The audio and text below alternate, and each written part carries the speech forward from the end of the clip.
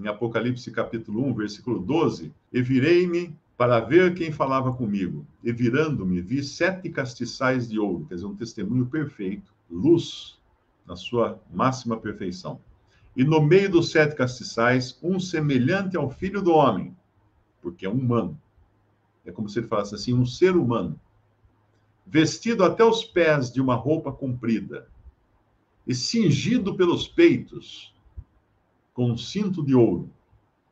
E a sua cabeça e cabelos eram brancos como lã branca, como a neve, e os seus olhos como chama de fogo.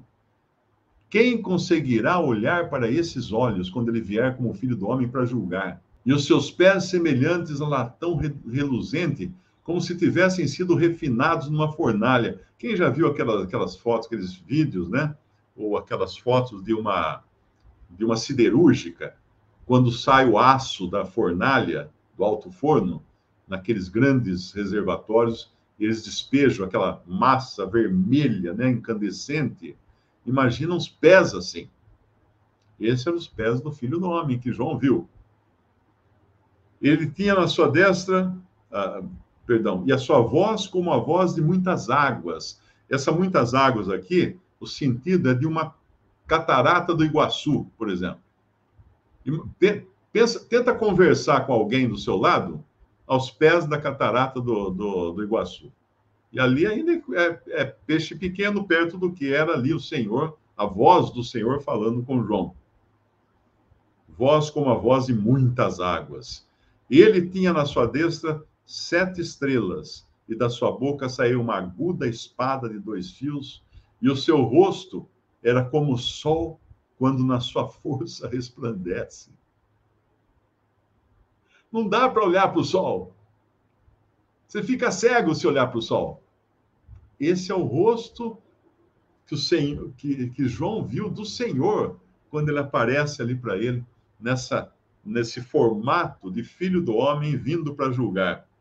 E eu, quando vi, caí a seus pés como morto. E ele pôs sobre mim a sua destra, dizendo-me: não temas.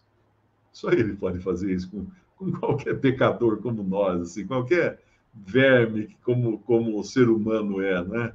Ele pode falar, não temas. Foram essas palavras que ele falou aos discípulos depois da sua ressurreição. Quando ele aparece no meio dos discípulos que estavam com medo dos judeus numa sala trancada, ele aparece. Como que ele aparece? Ele transpunha paredes.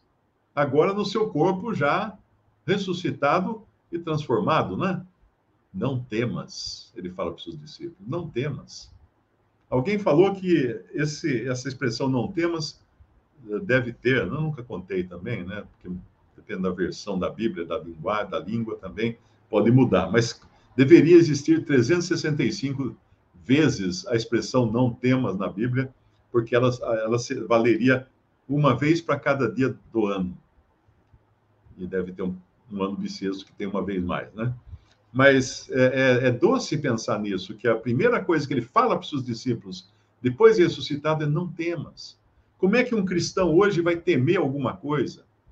Vai temer coronavírus, vai temer pandemia, vai temer bandido, vai temer bala, vai temer tudo. Não temas. Nada acontece para um crente em Cristo que não esteja nos planos do Senhor.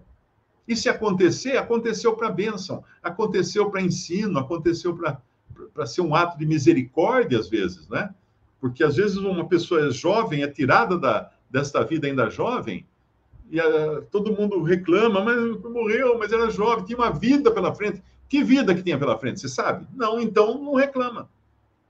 Não reclama, porque quanta gente. Tinha um caso que eu escutei logo depois que me converti, um irmão me contou que tinha existido um irmão no exterior que teve um filho, o filho nasceu muito doente, ele ficou desesperado, ele orava desesperadamente, ele se revoltava de que aquele filho poderia morrer.